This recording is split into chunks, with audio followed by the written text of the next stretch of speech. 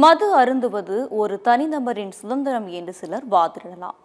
ஆனால் அந்த ஒரு தனிமனிதனின் போதை ஒட்டுமொத்த குடும்பத்தின் நிம்மதியை குடித்துக் கொண்டிருக்கிறது. வேலை முடித்து வீடு திரும்பும் கணவனுக்காக காத்திருக்கும் ஒரு மனைவியின் கதறலையும், தந்தையின் வருகையை நினைத்து பயந்து நடுங்கும் ஒரு பிஞ்சு குழந்தையின் கண்ணீரையும் விவரிக்கிறது இந்த செய்தி தொகுப்பு. ஒரு சமூகத்தின் வளர்ச்சியை வெறும் வானளாவிய கட்டிடங்களையோ பொருளாதார குறியீடுகளையோ வைத்து மட்டும் அளவிட முடியாது. அந்த சமூகத்தில் இருக்கும் பெண்களின் நிம்மதியும் குழந்தைகளின் பாதுகாப்பான புன்னகையும் தான் உண்மையான வளர்ச்சி.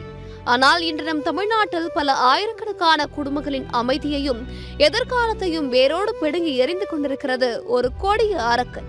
அதுதான் மது பழக்கம். பள்ளி முடிந்து வரும் குழந்தை அப்பா எப்போ வருவார் என்று கேட்கும் கேள்விக்கு அந்த தாயிடம் பதிலில்லை. ஏனெனில் அவளது கணவன் எப்போது வருவார் என்பதும் தெரியாது. அப்படியே வந்தாலும் எந்த மனநிலையில் வருவார் என்பதும் தெரியாது. இது ஏதோ ஒரு கற்பனை கதைகள். நம்மை சுற்றியுள்ள ஆயிரக்கணக்கான நடுத்தர மற்றும் ஏழை குடும்பங்களின் தினசரி யதார்த்தம். வேலை முடிந்து வீடு திரும்பும் ஒவ்வொருவருக்காகவும் ஒரு குடும்பம் காத்திருக்கிறது.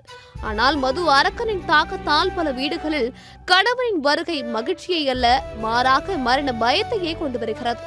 குழந்தைகளின் கல்விக்காகவும் குடும்ப முன்னேற்றத்திற்காகவும் செலவிடப்பட வேண்டிய உழைப்பின் ஊதியம் டாஸ்மாக் கடைகளில் கரைந்து போகிறது. பொருளாதார சிக்கலை விடவும் கொடூரமானது அந்த வீட்டில் காணாமல் போகும் நிம்மதிதான். சொந்த வீடு கட்ட வேண்டும், பிள்ளைகளை நன்றாக படிக்க வைக்க வேண்டும் என்ற ஒவ்வொரு பெண்ணின் கனவுக்கும் நிஜ வாழ்க்கைக்கும் நடுவே மதுப்பழக்கம் ஒரு பெரிய சுவரை எழுப்புகிறது. போதையின் உச்சத்தில் கணவன் கொட்டும் வன்முறை வார்த்தைகளையும் உடல் ரீதியான துன்புறுத்தல்களையும் வெளியில் சொல்ல முடியாமல் குடும்பத்தை காப்பாற்ற பல பெண்கள் தங்களின் கண்ணீரை விழுங்கிக் கொண்டு கூடுதல் வேலை சுமைகளை சுமக்கிறார்கள். இந்த வன்முறை சூழலில் வளரும் குழந்தைகளின் பெஞ்சு நெஞ்சங்களில் பதியும் மனக்காயங்கள் அவர்களின் எதிர்காலத்தையே சிதைத்து விடுகின்றன.